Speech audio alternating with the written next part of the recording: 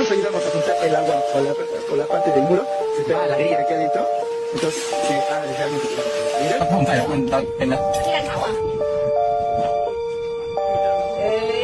นี่น่าจะเจอ